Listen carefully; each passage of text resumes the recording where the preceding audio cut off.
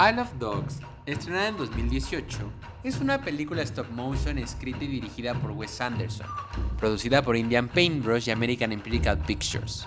Tuvo un presupuesto de $35 millones y solo generó un total de 64.2 millones en taquilla, a pesar de contar con un gran cast como Bryan Cranston en el papel de Chief, Bill Murray como Buzz, Scarlett Johansson como Nutmeg y Edward Norton como Rex. En esta película se presenta un Japón distópico, en el que el gobierno de la dinastía Kobayashi exilia a todos los perros de la ciudad, mandándolos a una isla desierta bajo el pretexto de una epidemia canina. Atari, un genio de 12 años, emprende un viaje a esta isla con el único objetivo de rescatar a su perro Spots, desencadenando una gran aventura y sátira política con el estilo tan característico de Anderson.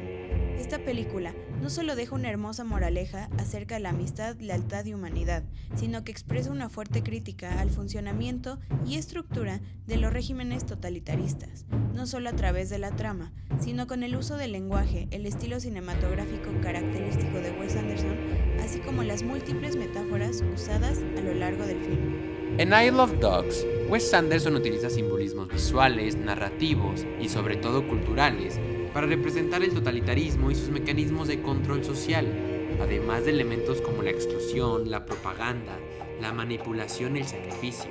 ¿Sacrificio? Oye, toma otro sacrificio. No, gracias, ya me llené. Incluso, el elemento narrativo más importante de la trama se puede entender como un simbolismo, la gripe canina, la cual funciona como un pretexto autoritario, una forma de manipular a nivel estatal.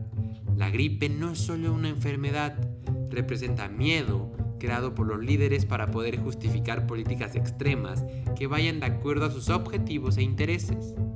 Un claro ejemplo de estas decisiones radicales es la Isla Basura, isla que representa la exclusión tanto política como social, que funciona como una forma de exilio, un espacio donde se acomoda a aquellos que no van de acuerdo con lo propuesto por el gobierno. Visto en nuestra realidad, lo podemos llevar a problemáticas que están extremadamente presentes en nuestro día a día: deportaciones, persecuciones políticas y marginación, entendidas por los gobiernos totalitarios como supuestas soluciones, que de la misma forma que pasa en la película, parecen no ser suficientes hasta que se consiga la extinción.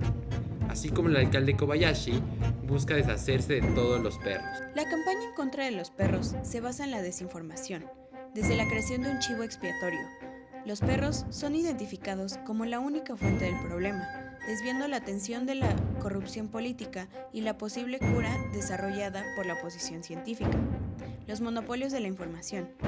Los medios de comunicación oficiales y los portavoces del gobierno repiten incansablemente la narrativa del peligro canino, silenciando a los disidentes políticos, como el profesor Watanabe, quien tiene la cura. La propaganda visual y lingüística es utilizada en la película con grandes carteles y mensajes repetitivos que demonizan a los caninos y legitiman su destierro a la isla basura, convenciendo a la ciudadanía del bien mayor que implica el sacrificio y la obediencia como reemplazo de la autonomía. Dejando de lado la erradicación de los perros, se busca reemplazarlos con robots, buscando la obediencia total y eliminación de su autonomía, así como la posibilidad de crear una opinión propia. Isla de Perros nos recuerda lo manipulable que es la verdad en una sociedad dominada por el poder. La victoria de los protagonistas se logra cuando la verdad sale a la luz, por medio de la participación social y el periodismo independiente, representado por Tracy Walker, una estudiante de intercambio de origen estadounidense que incita a los demás jóvenes a exigir justicia por los otros.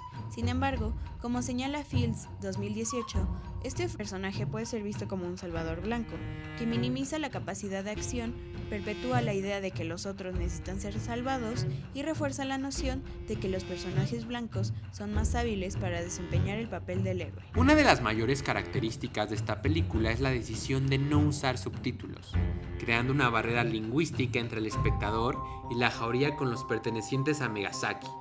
El espectador solo es capaz de comprender o escuchar lo que expresan los personajes por medio de traducciones, generando así opacidad con el discurso oficial.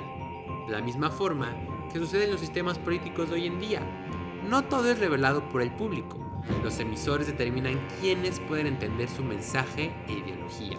Vaya dato perturbador. Wes Anderson utiliza una estructura de capítulos, fragmentando la trama por bloques temáticos, casi como cuentos cortos. Esto ayuda a orientar al espectador y a generar expectativas claras. Anderson evita los enigmas prolongados y cada conflicto planteado se resuelve en el capítulo o inmediatamente en el siguiente. La película plantea la historia de una manera muy transparente, utilizando narradores, subtítulos, explicaciones en voz en off, flashbacks, etc. Esto hace que el espectador nunca esté por delante ni por detrás de los personajes, provocando que el público no se desgaste descifrando la trama y que reciba mejor el mensaje político. Anderson no intenta en ningún momento ser discreto.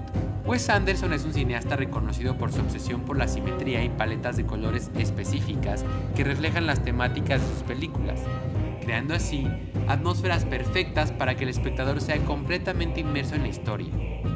Composición. Los planos son sencillos, sin mucha profundidad de campo, lo que subraya las figuras centrales. Movimientos de cámara. Dollies y zoom in y outs, realizados de manera sutil para revelar reacciones de personajes y destacar detalles de los escenarios. Diseño de producción. Sets diseñados meticulosamente para encajar en la atmósfera narrativa que demanda la historia, de acuerdo a cada paleta de color. La simplicidad narrativa potencia la complejidad del mensaje. Desde el inicio, es claro quién oprime y quién lucha por sobrevivir. La decisión de utilizar animales queridos por la sociedad como personajes principales logra generar empatía por estas minorías rechazadas socialmente. Wes Anderson, a través de su peculiar estilo, nos muestra una crítica política muy necesaria hoy en día, que nos invita a cuestionar el impacto que el totalitarismo político tiene en los estigmas sociales, que influyen en nuestra capacidad para decidir quién es merecedor de dignidad y empatía.